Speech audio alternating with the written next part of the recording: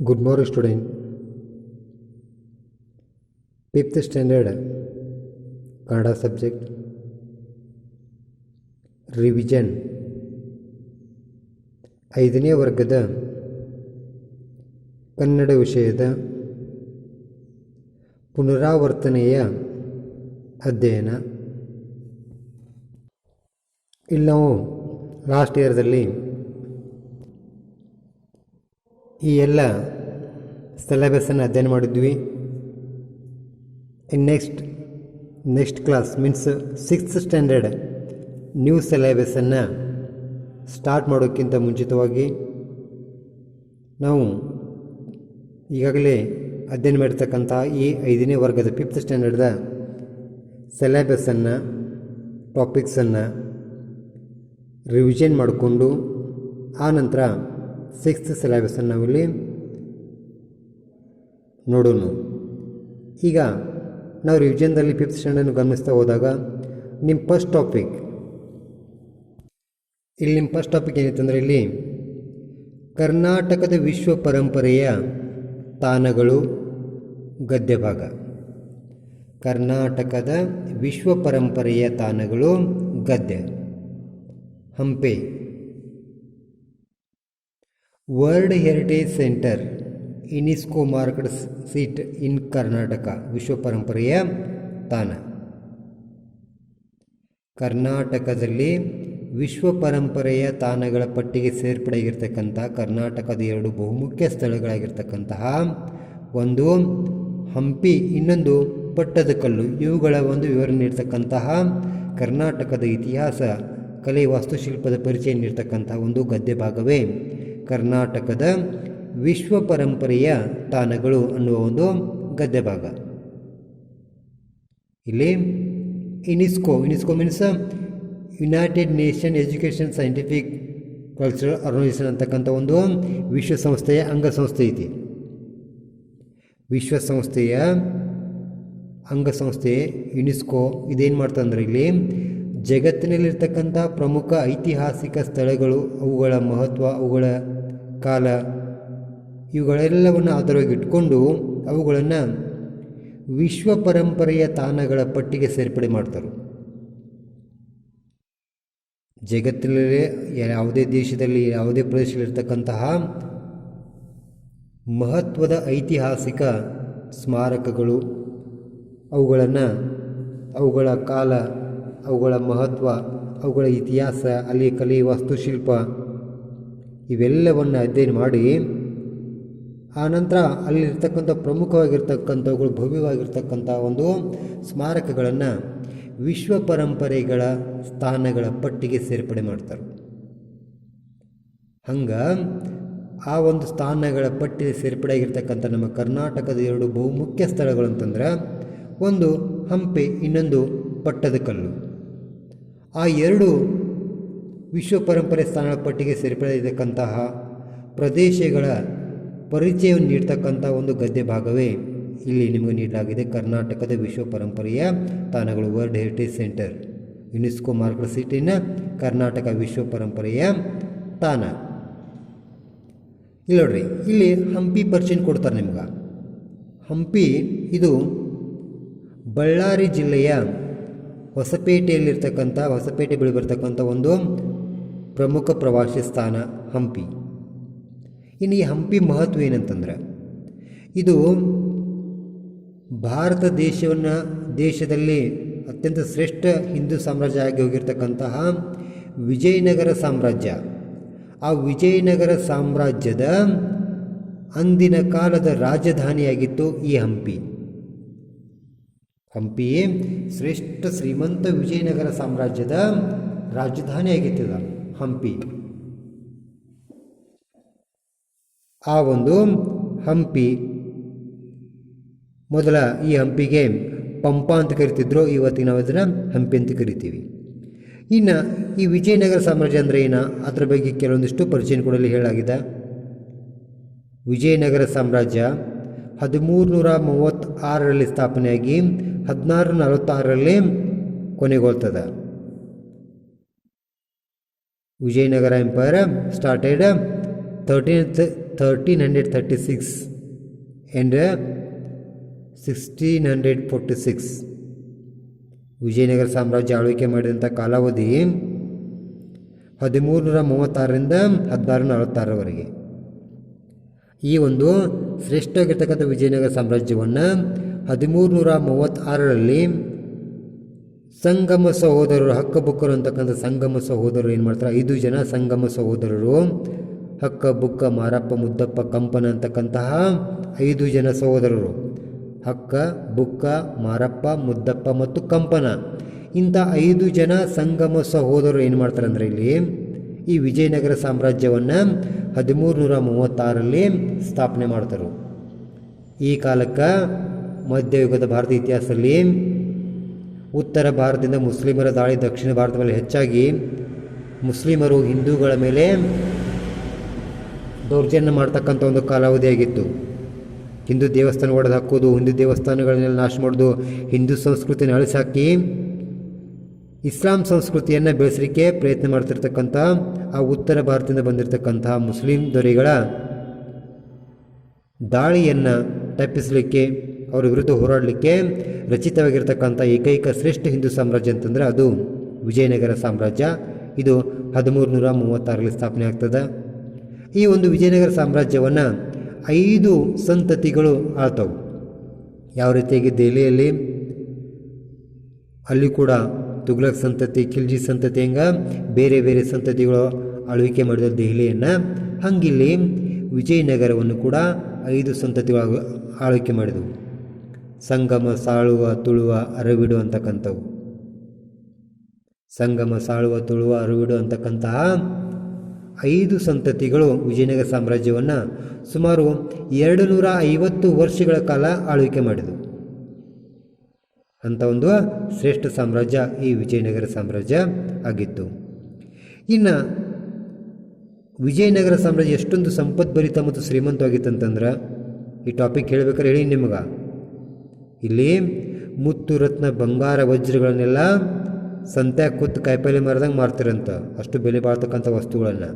ಅಷ್ಟು ಶ್ರೀಮಂತ ಸಾಮ್ರಾಜ್ಯ ವಿಜಯನಗರ ಸಾಮ್ರಾಜ್ಯ ಆಗಿತ್ತು.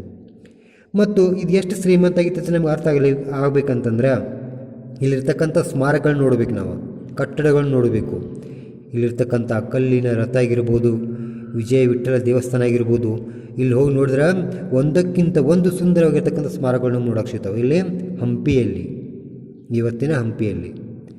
ಅದಕ್ಕೋಸ್ಕರ ಇಲ್ಲಿ ಸಾಕಷ್ಟು ಸುಂದರವಾದ ಸ್ಮಾರಕಗಳಿದಾವೆ. ಇಲ್ಲೊಂದು ಲಿಸ್ಟ್ ಕೂಡ ಕೊಡ್ತಾರೆ, ಇಲ್ಲಿ ಪೇಜ್ ನಂಬರ್ 6 ನೋಡ್ರಿ, 7ದಲ್ಲಿ.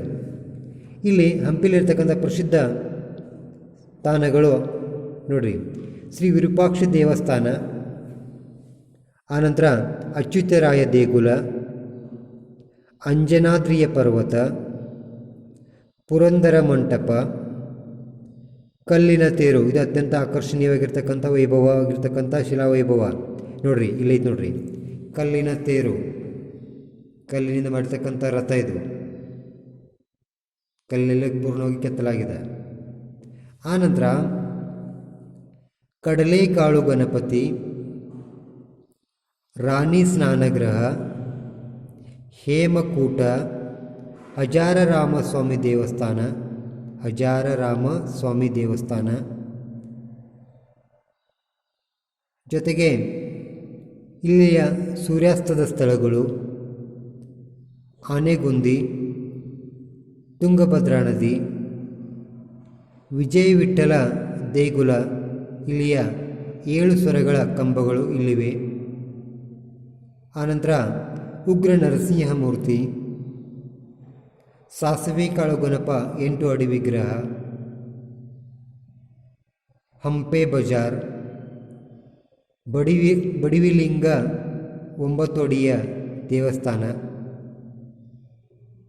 ಇವು ಹಂಪಿಲಿರ್ತಕ್ಕಂಥ ಪ್ರಸಿದ್ಧ ಸ್ಮಾರಕಗಳು. ಅವುಗಳ ಕೆಲವಷ್ಟು ಚಿತ್ರವನ್ನು ಇಲ್ಲಿ ಕೊಡ್ತಾರೆ ನೋಡ್ರಿ. ಇದು ಹಜಾರರಾಮನ ಮಂದಿರ, ಉಗ್ರ ನರಸಿಂಹನ ಮೂರ್ತಿ, ಹಂಪಿಯ ಕಲ್ಲಿನ ತೇರು, ಆಮೇಲೆ ಮಹಾನವಮಿ ದಿಬ್ಬ. ಇನ್ನು ನೋಡ್ರಿ, ಇದಾದ ನಂತರ ಇನ್ನೊಂದು ಕರ್ನಾಟಕದ ಪ್ರಮುಖ ಪ್ರೇಕ್ಷಣೀಯ ಸ್ಥಳ, ವಿಶ್ವ ಪರಂಪರೆಯ ಸ್ಥಾನಗಳ ಪಟ್ಟಿಗೆ ಸೇರ್ಪಡೆಯಾಗಿರ್ತಕ್ಕಂಥದ್ದು ಪಟ್ಟದಕಲ್ಲು. ಪಟ್ಟದಕಲ್ಲು ಕೂಡ ಶ್ರೇಷ್ಠವಾಗಿರ್ತಕ್ಕಂಥ ಸ್ಥಳ. ಇದನ್ನು ಬಾದಾಮಿ ಚಾಲುಕ್ಯರು ಆಳ್ವಿಕೆ ಮಾಡಿರ್ತಕ್ಕಂಥದ್ದು. ಆ ಬಾದಾಮಿ ಚಾಲುಕ್ಯರ ಒಂದು ಶ್ರೇಷ್ಠ ಕೆತ್ತನೆಗಳು, ಸ್ಮಾರಕಗಳು ಈ ಪಟ್ಟದಕಲ್ಲಿನಲ್ಲಿ ನಾವು ನೋಡ್ಬೋದು. ಇಲ್ಲಿ ಪಟ್ಟದಕಲ್ಲಿರ್ತಕ್ಕಂಥ ಶ್ರೇಷ್ಠ ಸ್ಮಾರಕಗಳು ಅಂತಂದರೆ ಒಂದು ಗಳಗನಾಥ ದೇವಾಲಯ, ಲೋಕಮಹಾದೇವಿ ವಿರೂಪಾಕ್ಷಿ ದೇವಸ್ಥಾನ, ಜಂಬುನಾಥ ದೇವಸ್ಥಾನ, ಪಂಪನಾಥ ದೇವಸ್ಥಾನಗಳಲ್ಲಿರ್ತಕ್ಕಂಥ ಕೆತ್ತನೆಗಳು ಇಲ್ಲಿರ್ತಕ್ಕಂಥ ಪ್ರಮುಖ ಆಕರ್ಷಣೆಗಳು. ಇಲ್ಲಿ ಪುರಾತನದ ಅತ್ಯಂತ ಅಪರೂಪದ ದೇವಾಲಯಗಳಿದ್ದಾವೆ. ಇನ್ನೊಂದು ವಿಶೇಷವಾಗಿ ಸುಮಾರು 740ರಲ್ಲಿ ಲೋಕಮಹಾದೇವಿ ಕಟ್ಟಿಸಿದಂಥ ವಿರೂಪಾಕ್ಷಿ ದೇವಾಲಯ ಅತ್ಯಂತ ಪುರಾತನ ದೇವಾಲಯ. ಅದನ್ನು ಕೂಡ ಇಲ್ಲಿ ನಾವು ನೋಡ್ಬೋದು. ಇದು ಬಾದಾಮಿಯಿಂದ ಸುಮಾರು 22 ಕಿಲೋಮೀಟರ್ ದೂರಕ್ಕೆ ಹೋದ್ರೆ ಅಲ್ಲಿ ನಮ್ಗೆ ಈ ಪಟ್ಟದಕಲ್ಲು ಸಿಗ್ತದೆ. 7 ಮತ್ತು 8ನೇ ಶತಮಾನದಲ್ಲಿ ಚಾಲುಕ್ಯರು ಆಳ್ವಿಕೆ ಮಾಡಿರ್ತಕ್ಕಂಥ ಪ್ರದೇಶವಾಗಿರ್ತಕ್ಕಂಥದ್ದು ಈ ಒಂದು ಪಟ್ಟದಕಲ್ಲು. ಒಟ್ಟಿನಲ್ಲಿ ನಮಗೆ ಈ ಒಂದು ಗದ್ಯ ಭಾಗದಿಂದ ತಿಳಿದು ಬರೋದೇನಂತಂದರೆ, ಈ ಗದ್ಯ ಭಾಗವನ್ನು ನಿಮಗೆ ಇಡಲಿಕ್ಕೆ ಮುಖ್ಯ ಉದ್ದೇಶ ಏನಂತಂದರೆ, ಈ ಒಂದು ಕರ್ನಾಟಕದ ವಿಶ್ವ ಪರಂಪರೆಯ ತಾಣಗಳು ಇಲ್ಲಿ ನೋಡ್ರಿ, ಗಳಗನಾಥ ಟೆಂಪಲ್, ಇದು ಪಟ್ಟದಕಲ್ಲಿರ್ತಕ್ಕಂಥ ಗಳಗನಾಥ ಮಂದಿರ. ಹೀಗೆ ಕರ್ನಾಟಕದಲ್ಲಿನ ಪ್ರಮುಖ ವಿಶ್ವ ಪರಂಪರೆಯ ತಾಣಗಳಲ್ಲಿ ಎರಡಾಗಿರ್ತಕ್ಕಂತಹ ಈ ಒಂದು ಪಟ್ಟದಕಲ್ಲು ಮತ್ತು ಹಂಪಿಯ ವೈಭವವನ್ನು, ಅದರ ಒಂದು ಮಹತ್ವವನ್ನು ನಿಮಗೆ ತಿಳಿಸಲಿಕ್ಕೆ ಈ ಒಂದು ಗದ್ಯ ಭಾಗವನ್ನು ನಿಮಗೆ ಇಡಲಾಗಿತ್ತು. ಇದರಲ್ಲಿ ವಿಜಯನಗರ ಸಾಮ್ರಾಜ್ಯ ಸುಮಾರು 250 ವರ್ಷಗಳ ಕಾಲ ಹಿಂದೂ ಧರ್ಮವನ್ನು ರಕ್ಷಣೆಗೋಸ್ಕರ ರಚಿತವಾಗಿರ್ತಕ್ಕಂಥ ದಕ್ಷಿಣ ಭಾರತ ಏಕೈಕ ಶ್ರೇಷ್ಠ ರಾಜ್ಯ. ಅಂದಿನ ಕಾಲದಲ್ಲಿ 1336ರಲ್ಲಿ ರಚಿತವಾಗಿರ್ತಕ್ಕಂಥ ವಿಜಯನಗರ ಸಾಮ್ರಾಜ್ಯ. ಇದು ಶ್ರೇಷ್ಠ ಕೆತ್ತನೆಗಳು, ಕಲಾ ವಾಸ್ತುಶಿಲ್ಪಕ್ಕೆ ಹೆಸರುವಾಸಿಯಾಗಿರ್ತಕ್ಕಂಥ ಒಂದು ಸಾಮ್ರಾಜ್ಯ. ಇಲ್ಲಿ ಅನೇಕ ಶ್ರೇಷ್ಠ ಕೆತ್ತನೆಗಳು ನೋಡ್ಬೋದು. ಇಲ್ಲಿರ್ತಕ್ಕಂಥ ಕಲ್ಲಿನ ರಥ, ವಿಜಯ ವಿಠ್ಠಲ ದೇವಸ್ಥಾನ, ಉಗ್ರ ನರಸಿಂಹ ಮೂರ್ತಿ, ಮಹಾನವಮಿ ದೀಪ, ಹಜಾರರಾಮ ಸ್ವಾಮಿ ದೇವಾಲಯ, ಇವೆಲ್ಲವೂ ಕೂಡ ಅಂದಿನ ಕಾಲದ ನಮ್ಮ ಹಂಪಿಯ ವೈಭವವನ್ನು ಸಾರ್ತಕ್ಕಂಥ ಪ್ರದೇಶಗಳಾಗಿದ್ದಾವೆ.